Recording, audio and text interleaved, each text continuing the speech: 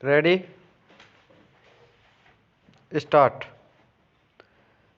दो खबरों ने ध्यान दिलाया पिछले हफ्ते कि नरेंद्र मोदी क्यों पूर्ण बहुमत हासिल करके 2 बार बने हैं प्रधानमंत्री।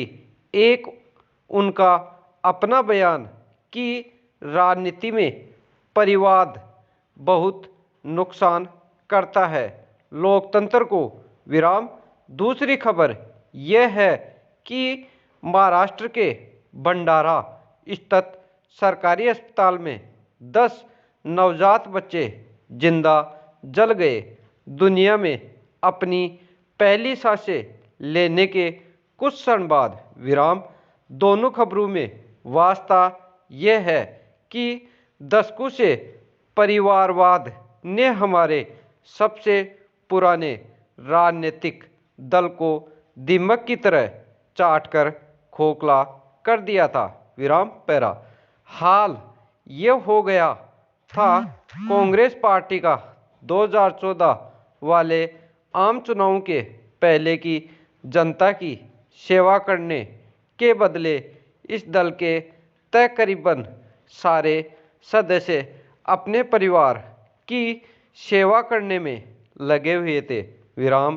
पंचायत से लेकर संसद तक यही हाल था। याद है मुझे कि जब घूम रही थी देहातों में चुनावी हवा परखने तो अक्सर सरपंच मिलते थे जो अपनी गद्दी अपने परिवार के किसी सदस्य को सौंप कर ही छोड़ते थे विराम। संसद में अक्सर वही लोग पहुंचते थे जिनकी मम्मी या पापा ने उनको वारिस बनाकर अपना चुनाव क्षेत्र निजी जायदाद समझकर दिया था विराम। हाँ, एक और श्रेणी थी महिलाओं की जिनको या तो अपने पतिदेव या दिवंगत पति की जगह दी जाती थी विराम पैरा। जब चुनाव जीते जाते हैं सिर्फ अपने परिवार के नाम पर तो जनता की सेवा किसको करने की ज़रूरत है। जनता के लिए रद्दी अस्पताल और स्कूल हो तो किस जनप्रतिनिधि को परवाह रहे जब वे अपने पापा या मम्मी के नाम पर वोट हासिल कर लेते हो। नतीजा यह है कि न हमारे सरकारी अस्पतालों में वे आधुनिक सेवाएं उपलब्ध है जिनसे नवजात बच्चे आग लगने से मर जाते हैं और न हमारे सरकारी स्कूलों में वह शिक्षा दी जाती है जो दुनिया की नज़रों में असली शिक्षा मानी जाती हो विराम। विश्व बैंक के एक सर्वेक्षण से जानकारी मिली है कि भारत के 55% बच्चे अनपढ़ हैं। आज भी जो स्कूलों में पढ़ते हैं उनका भी हाल यह है विराम पैरा। प्रधानमंत्री मोदी का इसमें दोष सिर्फ इतना है कि उन्होंने देश की शिक्षा और स्वास्थ्य सेवाओं की तरफ इतना ध्यान नहीं दिया जितनी आवश्यकता है। ये सेवाएं राज्य सरकारों के तहत आती हैं लेकिन याद रखिए कि शायद ही कोई बड़ा राज्य है आज जिसमें भारतीय जनता पार्टी का मुख्यमंत्री न हो।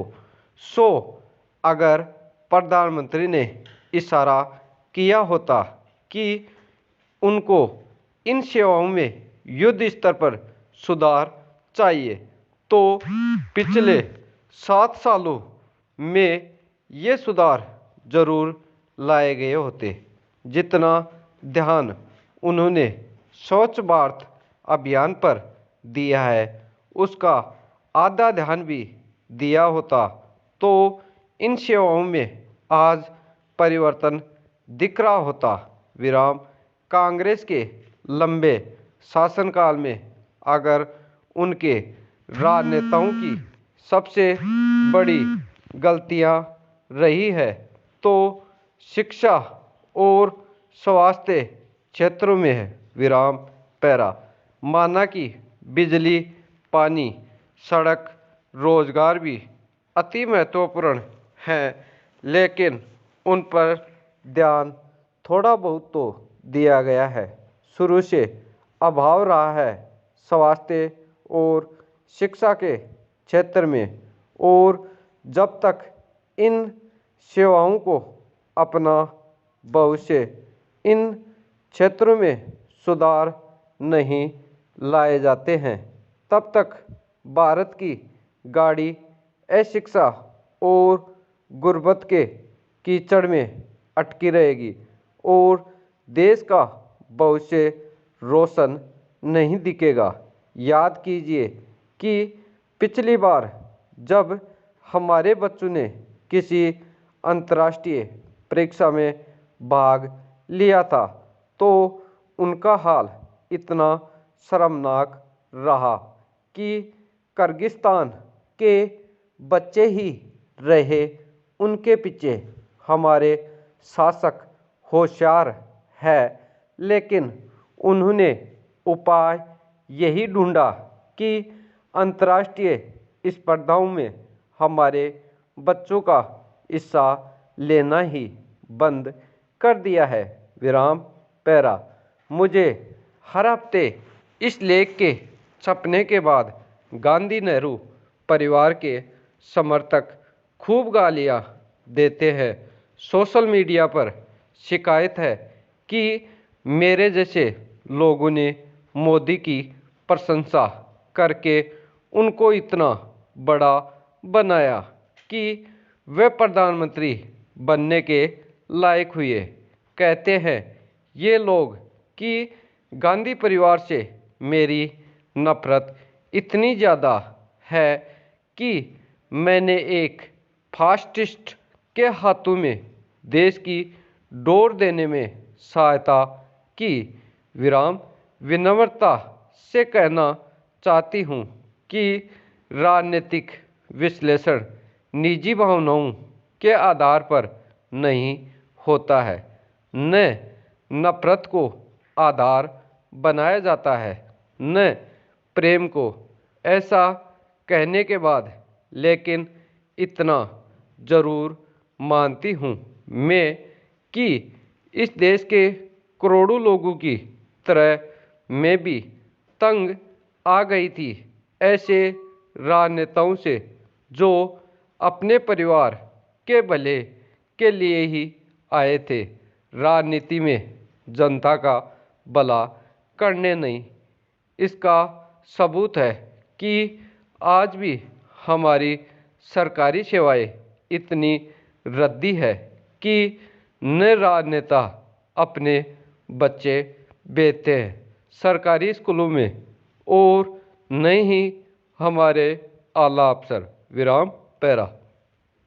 रही बात सरकारी अस्पतालों और स्वास्थ्य केंद्रों की, तो उनका हाल इतना खराब है कि उत्तर प्रदेश और बिहार जैसे राज्यों में मैंने ऐसे अस्पताल देखे हैं जो बनाए गए हैं सिर्फ इसलिए कि किसी भ्रष्ट अफसर या राजनेता ने उनके निर्माण से पैसे बनाए हैं। 100 इमारतें खड़ी होने के बाद उनको अपने हाल पर छोड़ दिया जाता है और देर नहीं लगती है उनके खंडर हो जाने में।